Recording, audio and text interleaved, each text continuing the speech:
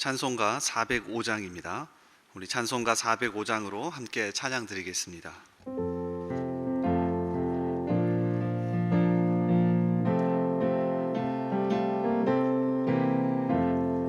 주의 친절한 팔에 안기세 우리 맘이 평안하리니 항상 기쁘고 복이 되겠네. 영원하신 팔에 안기세 주의 팔에 그 크신 팔에 안기세 주의 팔에 영원하신 팔에 안기세 날이 갈수록 주의 사랑이 광명하게 비치고 천성 가는 길 편히 가리니 영원하신 팔에 안기세 주의 팔에 그 크신 팔에 안기세 주의 팔에 영원하신 팔에 안기세 주의 보좌로 나아갈 때에 기뻐 찬미 소리 외치고 겁과 두려움 없어지리니 영원하신 팔에 안기세 주의 팔에 팔에 안기세 주의 팔에 영원하신 팔에 안기세. 아멘.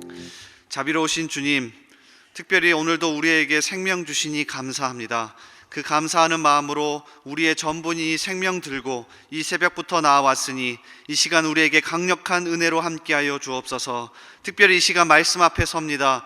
주님, 우리에게 하나님의 음성을 들려주시고 그 말씀 붙잡고 기도할 때에 이 시간 하늘의 문이 열리게 하시며 우리의 기도에 응답하여 주옵소서.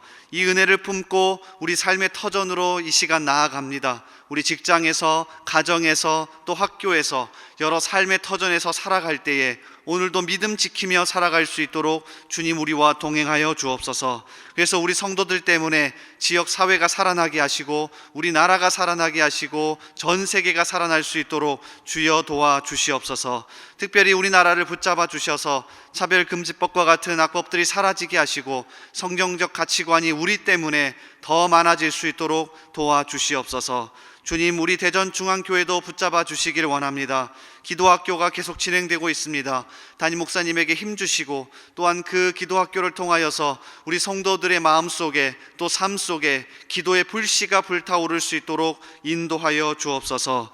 특별히 오늘도 우리 성도들의 삶 가운데 함께 하실 것을 기대하며 또 하나님 믿으며 우리 삶 가운데 함께하여 주옵소서. 모든 것 맡기옵고 예수님의 이름으로 기도합나이다. 아멘. 오늘 하나님께서 우리에게 주시는 말씀은 구약성경 사무엘상 9장입니다.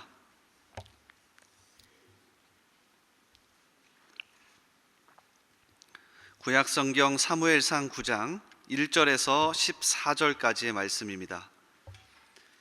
제가 가진 성경 구약 420면에 있습니다. 사무엘상 9장 1절에서 14절까지의 말씀입니다. 우리 한 절씩 교독하겠습니다. 베냐민 지파에 기스라 이름하는 유력한 사람이 있으니 그는 아비엘의 아들이요 스롤의 손자요 베고랏의 증손이요 아비야의 현손이며 베냐민 사람이더라. 아들이 있으니 그의 이름은 사울이요 준수한 소년이라. 이스라엘 자손 중에 그보다 더 준수한 자가 없고 키는 모든 백성보다 어깨 위만큼 더 컸더라. 사울의 아버지 기스가 암나기들을 잃고 그의 아들 사울에게 이르되 너는 일어나 한 사환을 데리고 가서 암나기들을 찾으라 하매 그가 에브라임 산지와 살리사 땅으로 두루 다녀 보았으나 찾지 못하고 살림 땅으로 두루 다녀 보았으나 그곳에는 없었고 베냐민 사람의 땅으로 두루 다녀 보았으나 찾지 못하니라. 그들이 숲 땅에 이른 때에 사울이 함께 가던 사환에게 이르되 돌아가자. 내 아버지께서 암나귀 생각은 고사하고 우리를 위하여 걱정하실까 두려워하노라 하니, 그가 대답하되 보소서, 이 성읍에 하나님의 사람이 있는데 존경을 받는 사람이라. 그가 말한 것은 반드시 다 응하나니 그리로 가사이다. 그가 혹 우리가 갈 길을 가르쳐 줄까 하나이다 하는지라. 사울이 그의 사환에게 이르되 우리가 가면 그 사람에게 무엇을 드리겠느냐? 우리 주머니에 먹을 것이 다하였으니 하나님의 사람에게 드릴 예물이 없도다. 무엇이 있느냐 하니, 사환이 사울에게 다시 대답하여 이르되 보소서, 내 손에 은 한 세겔의 4분의 1이 있으니 하나님의 사람에게 드려 우리 길을 가르쳐 달라 하겠나이다 하더라.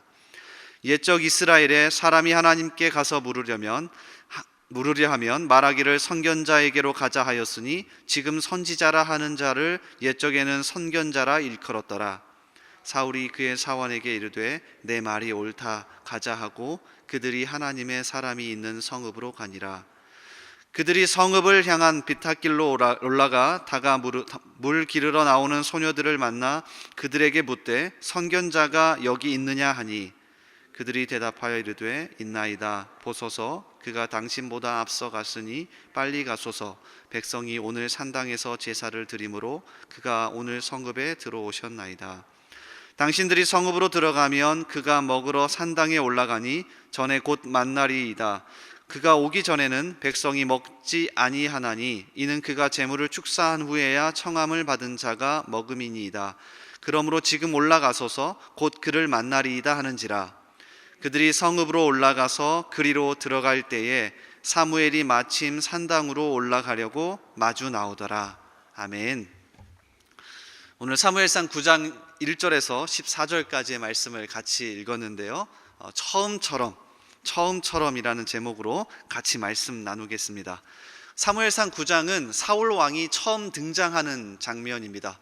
사울 왕은 오해를 많이 받죠. 악한 왕이고 별로 좋지 않은 사람이고, 특별히 우리가 좋아하는 다윗을 죽이려고 평생 쫓아다녔기 때문에 우리의 머릿속에는 악하고 별로 좋지 않은 왕이라는 이미지가 강력합니다. 그런데 오늘 처음 등장하는 이 9장의 이야기를 보면 절대 그렇지 않습니다. 사울 왕은 그 어떤 왕보다 그 첫 시작과 또 그 모습이 너무나도 훌륭했죠. 일단 그의 출신과 외모를 먼저 살펴보죠. 1절에 보니 그의 출신이 나와 있습니다. 베냐민 지파에 기스라 이름하는 유력한 사람이 있으니 그는 아비엘의 아들이요 스롤의 손자요 베고랏의 증손이요 아비야의 현손이며 베냐민 사람이더라.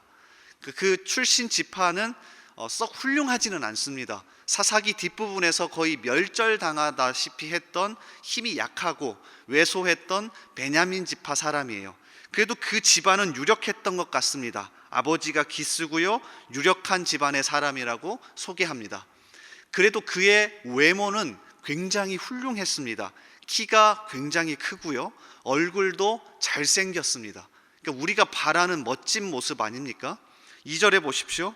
기스에게 아들이 있으니 그의 이름은 사울이요 준수한 소년이라. 이스라엘 자손 중에 그보다 더 준수한 자가 없고 키는 모든 백성보다 어깨 위만큼 더 컸더라. 그냥 큰 정도가 아니라 어깨 위만큼 더 컸고요, 준수했다라고 표현하는데 말 그대로 얼굴이 잘생겼다는 겁니다. 그러니까 키 크죠, 훈남입니다. 그러니까 겉으로 보기에 왕으로 손색이 없습니다. 아니, 겉으로 보기에 멋진 사람 좋지 않습니까? 그런데 사울의 더 큰 강점은 그의 삶의 태도에 있습니다. 그러니까 일을 대하는 태도, 또 사람을 대하는 태도에 있습니다. 하나님을 경외하고 두려워하는 사람으로서 일을 대하고요, 하나님을 경외하고 두려운 사람으로서 사람을 대합니다. 자, 이게 진짜 중요한 것 아닙니까? 일단 3절에 보니 아버지가 일 하나를 맡깁니다. 자, 3절에 보십시오. 사울의 아버지 기스가 암나귀들을 잃고 그의 아들 사울에게 이르되 너는 일어나 한 사환을 데리고 가서 암나귀들을 찾으라 하매. 꽤나 유력한 집안의 사람이었고요. 그래서 아마 재산도 많았던 것으로 보입니다. 그래서 암나기들을 잃어버려서 아들 사울에게 종 한 명을 붙여줍니다. 그러니까 아주 중요한 일은 아니었던 것 같아요. 정말 중요한 일이었으면 사람을 많이 붙여줬겠죠. 근데 종 한 명을 붙여주고는 찾아오라고 합니다. 그래서 사울이 이 종 한 명과 함께 암나기들을 찾아다닙니다. 자, 어떻게 일을 했는지 한번 살펴보죠. 4절에 봅시다. 그가 에브라임 산지와 살리사 땅으로 두루 다녀 보았으나 찾지 못하고 사알림 땅으로 두루 다녀 보았으나 그곳에는 없었고 베냐민 사람의 땅으로 두루 다녀 보았으나 찾지 못하니라. 우리는 지리를 잘 못하니까 알지 못하니까 그냥 찾아다녔구나 이렇게 생각할 건데요. 자, 잘 보시면 살리사 땅은 에브라임 산지의 북쪽 끝입니다. 자, 그리고 이어지는 사알림 땅은 에브라임 산지의 남쪽 끝입니다. 그러니까 아버지가 일 하나를 맡겼는데 이 암나기를 찾겠다고 종 한 명을 데리고 산맥 전체를 뒤진 겁니다. 굉장히 성실하지 않습니까? 거기다가 베냐민 사람의 땅까지 갔답니다. 그러니까 더 아래로 내려가서 아예 남쪽까지 더 내려가서 땅을 다 훑고 찾고 있는 겁니다. 그러니까 굉장히 성실한 태도를 가졌습니다. 하나님을 경외하고 두려워하는 사람이 보이는 삶의 태도죠. 작은 일 하나도 굉장히 성실하게 처리하는 삶의 태도. 그러니까 우리에게도 이 태도가 사실 있었지 않습니까? 처음 하나님을 믿고 두려워하고 경외할 때 작은 일 하나라도 작다 생각하지 않고 성실하게 대하지 않았어요? 그러니까 사울 왕이 그 모습을 보이고 있습니다. 자, 더 대단한 건 사람을 대하는 그의 태도입니다. 사실 이쯤 돌아다니고 찾았는데도 암나기들을 못 찾으면 그 마음속에 이 일을 시킨 아버지에 대한 원망과 불평이 나올 만도 합니다. 여러분 그러지 않겠습니까? 부자입니다. 꽤나 잘 살아요. 그래서 이 암나기 찾으라고 종 한 명밖에 안 붙여줬습니다. 그러면 대충 찾다가 돌아갈 수도 있는데 산맥 전체를 뒤졌는데도 못 찾았습니다. 그럼 속으로 아니 도대체 아버지는 이거 왜 찾으라고 한 거지? 나보다 암나기가 더 소중한 건가? 아니 도대체 이거 누가 가져간 거야? 온갖 원망과 불평이 들었을 겁니다. 그런데 사울은 그렇지 않습니다. 자, 이어지는 5절을 보십시오. 그들이 숲 땅에 이른 때에 꽤나 많이 내려왔습니다. 사울이 함께 가던 사환에게 이르되 돌아가자. 내 아버지께서 암나기 생각은 고사하고 우리를 위하여 걱정하실까 두려워하노라 하니. 대단하지 않습니까? 사울은 사람을 대할 때 얼마나 따뜻하고 겸손하고 세심하게 대하는지 모릅니다. 근데 이게 하나님을 경외하고 두려워하는 사람이 보이는 삶의 태도입니다. 사실 우리도 처음에 믿음을 가졌을 때 그랬습니다. 한 사람 한 사람을 하나님의 형상으로 얼마나 따뜻하고 겸손하고 세심하게 대했는지 모릅니다. 사울이 그 태도를 보입니다. 이어지는 7절에서도요. 선지자 사무엘을 대하는 태도도 얼마나 겸손한지 모릅니다. 그러니까 이 대화 하나에도 그의 인품이 담겨 있습니다. 사울이 그의 사환에게 이르되 우리가 가면 그 사람에게 무엇을 드리겠느냐? 우리 주머니에 먹을 것이 다하였으니 하나님의 사람에게 드릴 예물이 없도다. 무엇이 있느냐 하니. 그러니까 이 대화 하나에도, 종과 나누는 이 대화 하나에도 그가 얼마나 겸손한지가 그대로 드러나 있습니다. 그러니까 이 부분을 우리는 잊어버리고 사울은 나쁘다고만 생각합니다. 그리고 사울 왕의 이야기는 9장에서 시작해서 그가 죽는 31장까지 이어지는데요. 왜 이렇게 길게 나올까요? 저는 이 부분을 고민하고 묵상을 많이 했습니다. 사울이 처음에는 잘했는데 이 이후로는 계속 못합니다. 심지어 15장에 가면 하나님이 버렸다고까지 표현되어 있습니다. 근데 하나님이 진짜 버렸을까요? 저는 아니라고 생각합니다. 하나님은 계속해서 사울에게 처음처럼을 외쳤을 겁니다. 너의 이 처음 모습을 기억해라. 처음 믿고 하나님을 두려워하고 경외하면서 일을 대했던 태도, 사람을 대했던 태도 잊지 마라. 하나님을 믿는 사람은 처음처럼 다시 시작할 수 있는 힘이 있다. 아마 끝까지 붙잡고 버리지 않는 그 음성을 들려줬다고 생각합니다. 그래서 버렸다고 표현했지만 사울의 이야기는 31장까지 이어집니다. 근데 사실 이게 하나님이 우리에게 들려주시는 음성 아닙니까? 오늘 설교의 제목은 사실 신영복 교수의 글을 인용했습니다. 그는 성공회대학교에서 신학을 가르치는 교수인데 처음처럼이라는 글을 썼는데, 이 글귀를 아쉽게도 두산 소주에서 그대로 가져와서 처음처럼이라는 소주의 이름을 만들었습니다. 그러니까 처음처럼 목 넘김이 좋다라는 뜻으로 사용한 거죠. 그래서 처음에는 사례를 하려다가 나는 절대 받을 수 없다라고 해서 두산 주류에서 이 성공회대학교에 장학금을 줍니다. 그러니까 소주 장학금을 줬어요. 근데 사실 신영복 교수가 이 글을 쓴 그 취지는 하나님을 믿는 사람은 이렇게 살아야 한다고 생각했기 때문이에요. 한번 들어보십시오. 처음으로 하늘을 만나는 어린 새처럼, 처음으로 땅을 밟고 일어서는 새싹처럼, 우리는 하루가 저무는 저녁 무렵에도 아침처럼 새봄처럼 처음처럼 다시 새날을 시작하고 있다. 다시, 처음, 이것이 우리에게 은혜이자 능력이다. 다시, 처음, 이것이 우리에게 은혜이자 능력이다. 오늘 사무엘상 9장을 통해 이 사울 왕을 통해 하나님이 우리에게 들려주시는 음성입니다. 비록 어제 실패했어도 괜찮다라는 겁니다. 오늘 다시 새날처럼 시작하시면 됩니다. 그게 하나님이 우리에게 들려주시는 은혜입니다. 금성입니다. 사울 왕이 비록 나중에 실패했어도 이 처음을 기억하며 하나님 앞에 주님 다시 시작해 보겠습니다. 제가 다시 붙잡아 보겠습니다. 그 자세로 나아갔다면 사울은 다시 일어설 수 있었을 겁니다. 우리에게도 마찬가지입니다. 하나님이 오늘 이 새벽에 우리에게 처음을 다시 주셨습니다. 어제 비록 넘어지셨습니까? 범죄하셨습니까? 그러면 다시 우리의 처음을 기억하면서 오늘 새롭게 시작합시다. 오늘 하나님 붙잡고 다시 일어서며 살아갈 수 있는 우리가 되기를 주님의 이름으로 소원합니다. 말씀을 붙잡고 같이 기도하며 나아가겠습니다. 하나님, 오늘도 우리에게 새날을 주셨습니다. 오늘도 우리에게 처음을 다시 주셨습니다. 생명 주셨습니다. 그러므로 우리가 처음 하나님을 믿고 경외하고 두려워했던 그 자세와 태도들을 다시 한번 기억하며 회복하기를 원합니다.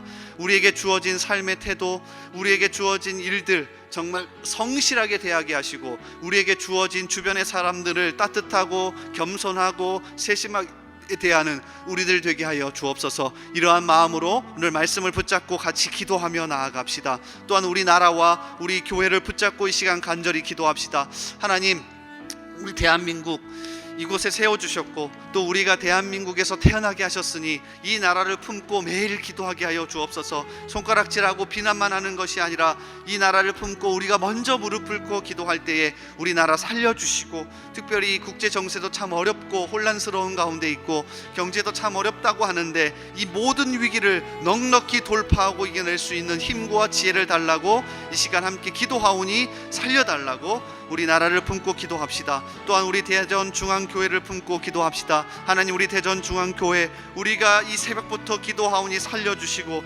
특별히 기도학교와 또 목장도 개강합니다. 우리 목장을 통하여서 한 사람 한 사람들이 살아나게 하시고 그 목장 안에서 은혜 받게 하시고 서로 모일 때에 하나님 삶을 나눌 때에 우리의 삶이 살아날 수 있게 하여 주옵소서. 또한 대신방이 시작됩니다. 이 대신방을 통하여서 곳곳에 하나님의 말씀과 은혜가 들어가게 하시고, 또 대신방을 통하여서 말씀을 듣고 기도할 때에 우리 가정들이 살아날 수 있게 달라고 함께 기도해 주십시오. 이 시간 우리 나라와 우리 교회와 또 말씀 붙잡고 간절하게 기도하며 나아가겠습니다.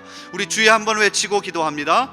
주여. 아버지 하나님, 이 시간 함께하여 주옵소서. 아버지, 이 시간 말씀 붙잡고 먼저 기도합니다. 우리에게 오늘도 새날을 허락하여 주셨으니, 오늘도 우리에게 새 생명 허락하여 주셨으니 이 처음을 기억하며 다시 한번 일어설 수 있게 하여 주옵소서. 하나님, 왜 사울왕의 이야기가 이렇게 길게 나옵니까? 그가 실패한 것이 아니라, 그가 넘어져서 끝난 것이 아니라 이 처음을 기억하며 다시금 일어설 수 있는 것 아닙니까? 아버지 하나님, 우리에게 오늘도 새날과 새봄과 새 생명을 허락하여 주셨으니 우리가 일어나서 다시 한번 살아날 수 있도록 주여 도와주시옵소서. 주님, 특별히 우리에게 오늘도 우리에게 새날처럼 살아갈 수 있는 힘과 능력을 더하여 주옵소서. 하나님, 어제 넘어졌다 할지라도, 어제 범죄하였다 할지라도, 어제 다른 사람에게 상처 주는 말을 하였다 할지라도 주님, 오늘 다시금 주님을 붙잡고 일어서서 살아가기를 원합니다. 아버지 하나님, 우리에게 이것이 은혜 아닙니까? 우리에게는 어제가 끝이 아니라 오늘도 우리에게 하나님이 주시는 새날과 새 힘이 있다는 것이, 그것이 우리에게 은혜 아닙니까? 아버지 하나님 도와주시옵소서. 아버지 하나님 은혜를 더하여 주옵소서. 그래서 우리에게 주어진 하루하루를 넉넉히 이겨낼 수 있도록 주여 도와주시옵소서. 오늘도 우리 때문에 다른 사람들이 살아날 수 있게 하시고, 오늘도 우리에게 주어진 일을 성실하게 대함으로 하나님의 능력이 이름이 드러날 수 있도록 주여 도와주시옵소서.